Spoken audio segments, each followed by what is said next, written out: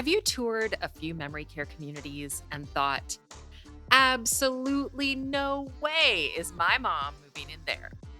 Well, you're not alone.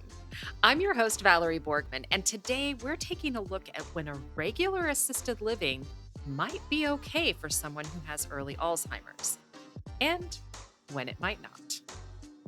Welcome to Desperately Seeking Senior Living, a podcast for sons, daughters, grandkids, and spouses who suddenly find themselves tangled in the search for senior living and care. If you like today's episode, don't forget to subscribe and check out our doable download in today's show notes for a printable summary of the show and a bonus tip from our guest. You're listening to our doable tips, short answers to your questions. Don't see your question listed? Send us a note. Then don't forget to subscribe so you never miss an answer. Welcome to the show. I'm actually really excited that we are talking about this today because over the years, I have worked with so many families, and maybe this is going to sound familiar to you too, where you know that memory care is in the future. And so you go and tour memory care communities. But when you go there, the residents are way more advanced than your mom or your dad. And you're just immediately turned off. You're like, there is no way that my mom or dad would ever be happy here or acclimate here. And so I'm really glad that we're talking about this because it's such a terrible disease. It's so hard to lose your loved one in this way, which can make it even harder to make such an important decision about where their next living arrangement is going to be. So today we're going to take a look at 5 questions that you can ask yourself to really help you determine if assisted living might be an okay option. And we're going to have all of this in show notes, so you don't have to worry about taking notes right now. It's all going to be there. Here are the 5 questions. Is your loved one comfortable staying inside? Are they still social and able to converse with others?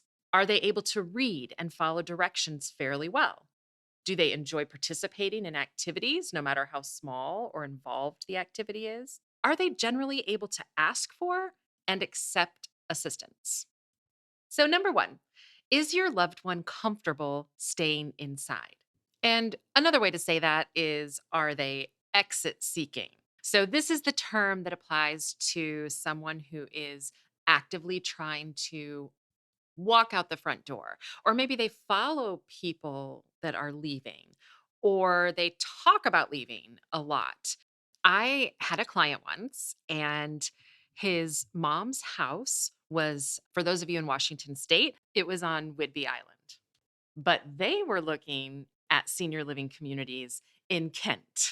Now, she had Alzheimer's, and when they were having the conversation of moving her, she kept saying, "You go ahead, move me wherever you want to move me, and I will leave and I will walk back to my home." And so, of course, this would not be possible for her to do. Again, for Washington State folks, you know how far that is. For those that don't live here, it is really far.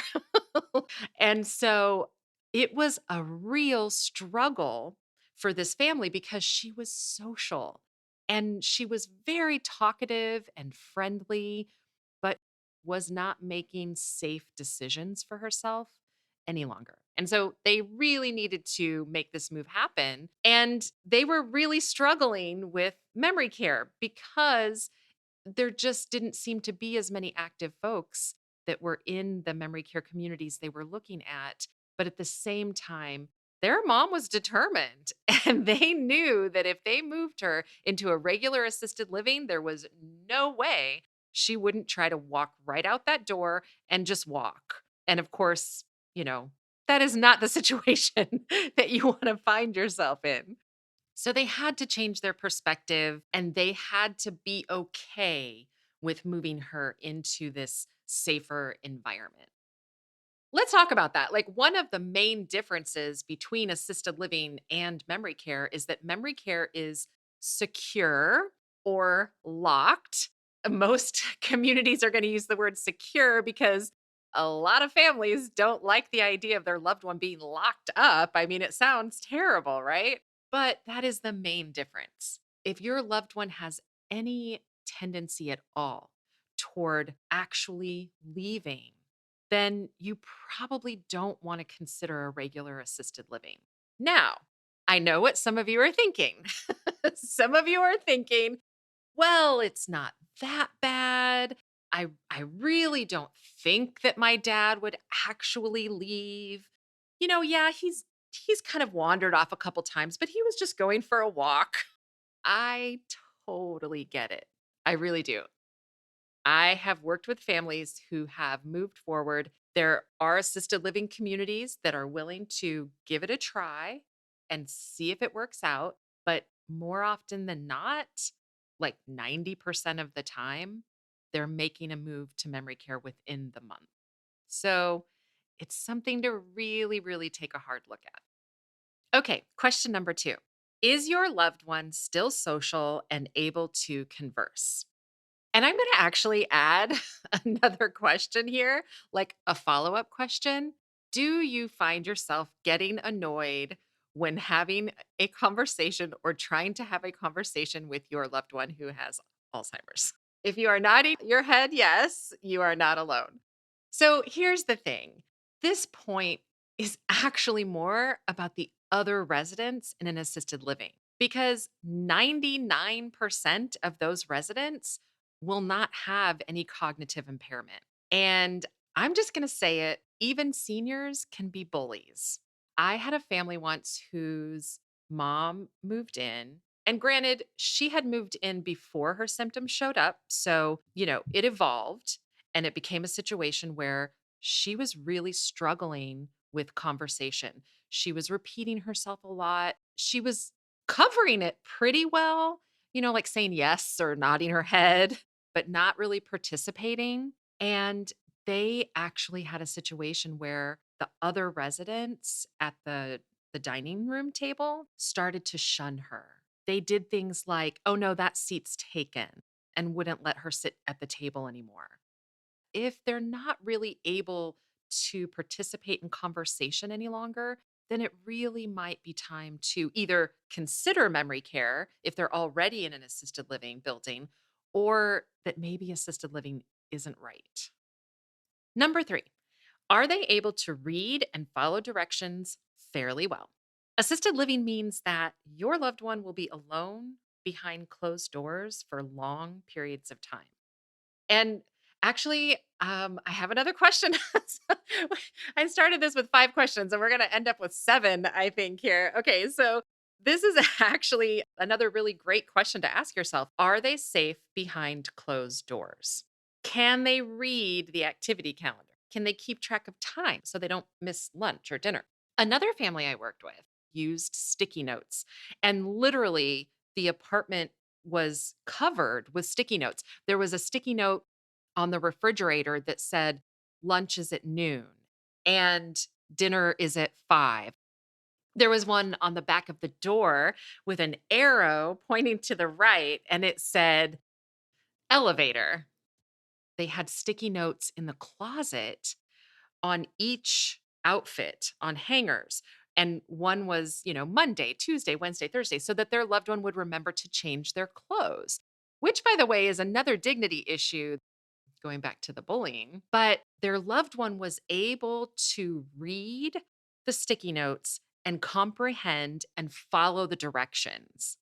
So, in this situation, their loved one, even though they had Alzheimer's, was able to successfully navigate a regular assisted living community. And that strategy of the sticky notes, by the way, we're going to do an episode of strategies like that to help someone who is starting to exhibit signs of memory loss and maybe they're already in an assisted living building. So you'll definitely want to watch out for that episode. It's going to be really good, especially if your loved one is already in assisted living. It's going to help buy you some time as you try to make that transition to memory care. Okay, number 4. Do they enjoy participating in activities no matter how small or involved?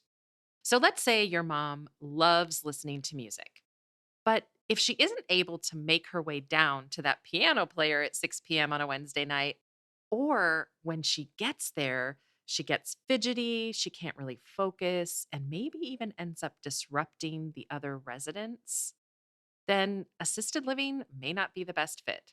Now, there are usually activity directors, and many of them will go around and round up residents to get them to come to an activity, but they're not going to be able to make sure that your loved one attends.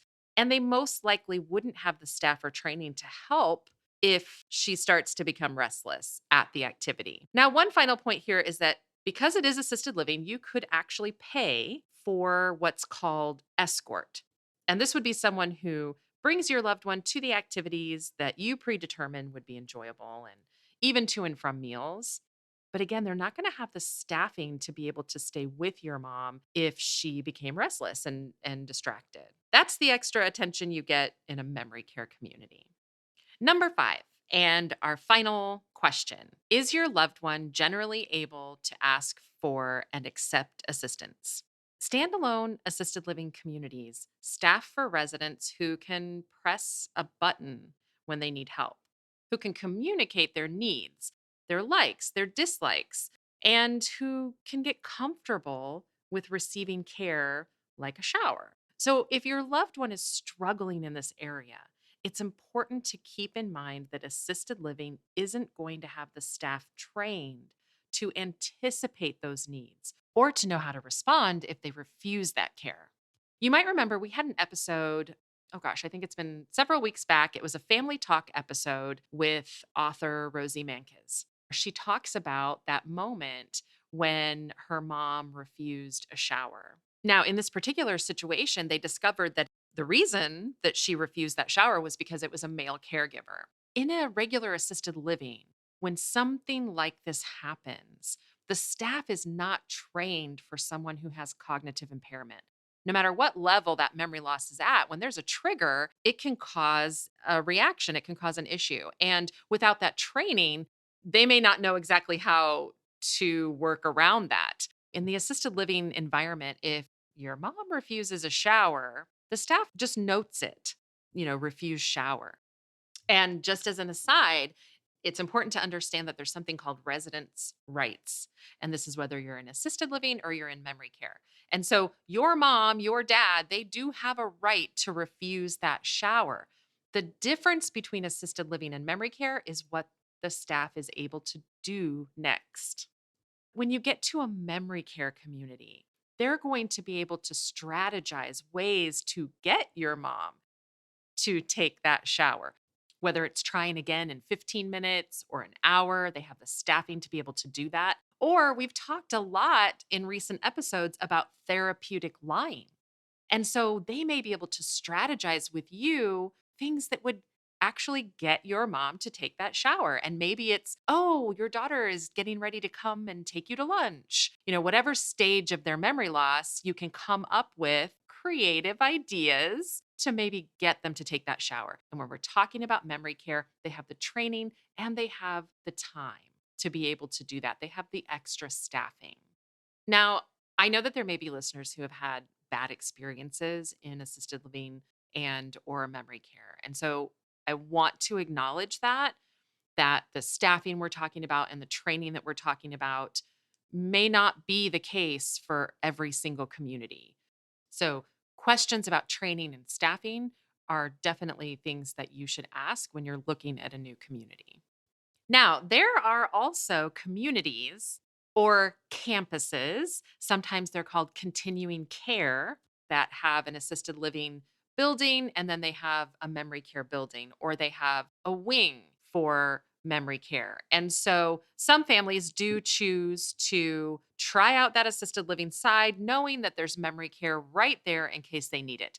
But again, just keeping in mind that that is a lot of moving on everyone's part. So I hope this has been helpful. We're going to have everything in show notes. Don't forget to send us your questions. We want to get as much information to you as possible so that you can turn desperate to doable. See you next time.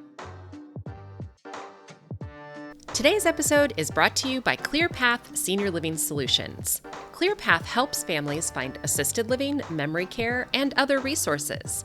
Find our contact information in today's show notes. Check out this episode's doable download in show notes for details, including industry terms and definitions we discussed, as well as a bonus tip from our guest. Have questions or your own tips to share? Leave us a message. We'd love to hear from you. And until next time, make it doable.